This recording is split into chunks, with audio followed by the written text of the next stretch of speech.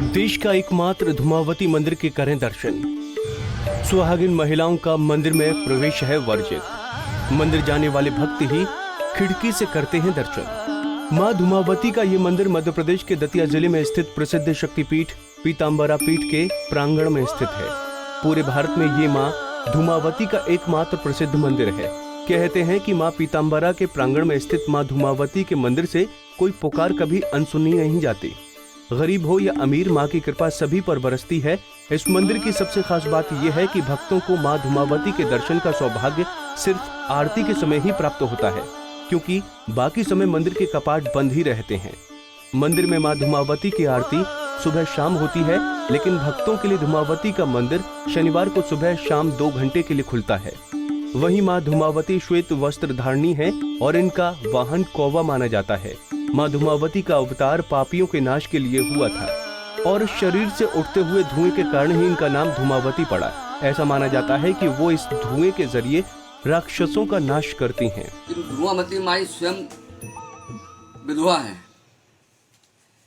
ऐसा लेख है कि उस माई ने जब बड़े क्रोध अवस्था में थे, उनको शांत करने के लिए शंकर जी स्वयं आए थे। और माई इतने क्रोध अवस्था में थे कि उन्होंने शंकर जी को भी ग्रास कर लिया। फिर उनको होश आया कि अरे हम क्या कर गए। फिर माई के मुंह से धुआं के रूप में शंकर जी पुनः प्रकट हुए और तभी से उनका धूमावती माई के नाम से जाना जाता है। इसलिए सुहागवती स्त्रियों का विधवा होने के कारण उनका दर्शन वर्जित है। हालांकि ऐसा कोई विशेष पौराणिक प्रमाण नहीं है, लेकिन एक मान्यता ऐसी है कि धूमावती माई के दर्शन सौभाग्यवतियों को नहीं करना चाहिए। और वैसे ऐसा भी हमारा अनुभव है कि सौभाग्यवती स्त्रियों ने माई से प्रार्थना की, दर्शन किए, उनकी भी मनोकामना माई ने पूर्ण की है। तो ये ऐसा कोई आवश्यक नहीं है। मंदिर में मां पीताम्बरा चतुर्भुज रूप से विराजमान है। देवी के एक हाथ में गदा, दूसरे में पाश, तीसरे में वज्र और चौथे हाथ में उन्होंने राक्षस की जिह्वा यानी जीभ थाम रखी है। मां के चमत्कार को भक्तों के जीवन में आसानी से देखा जा सकता है। आपको बता दें कि मां धूमावती के दरबार में भक्तों को दर्शन मंदिर में लगी एक छोटी सी खिड़की से ही होते हैं, क्योंकि भक्तों को मां धूमावती की प्रतिमा को स्पर्श करना वर्जित है।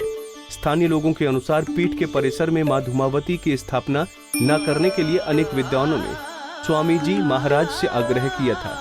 तब स्वामी जी ने कहा कि मां का भयंकर रूप तो दुष्टों के लिए है, भक्तों के प्रति ये अति दयालु है।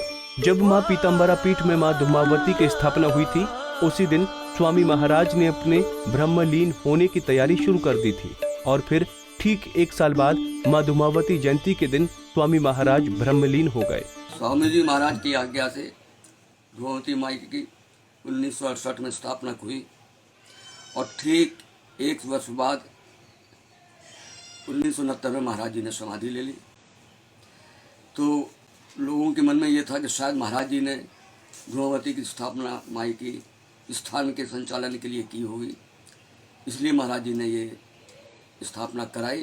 क्योंकि 1 वर्ष ठीक उसी दिन जाना इस बात का प्रमाण है कि महाराज जी की दिव्य दृष्टि थी, पहुँचे हुए थे, वो समझते थे, जानते थे कि स्थान को संचालन कैसे होगा। इस उद्देश्य से उन्होंने माई धूमावती की स्थापना करवाई और आज भी धूमावती माई स्थान का संचालन कर रही हैं। वैसे तो ये पीताम्बरा पीठ के नाम से स्थापित है मंदिर, लेकिन आज वर्तमान में प्रायः नई पीढ़ी तो धूमावती माई के नाम से ही इस स्थान को जानती है। और शनिवार के दिन विशेष भीड़ लगती है, चारों ओर से लोग आते हैं। ऐसी मान्यता है कि 5 शनिवार माई को सफ़ेद फूल के साथ नमकीन प्रसाद चढ़ाया जाए, निश्चित रूप से मनोकामना पूरी।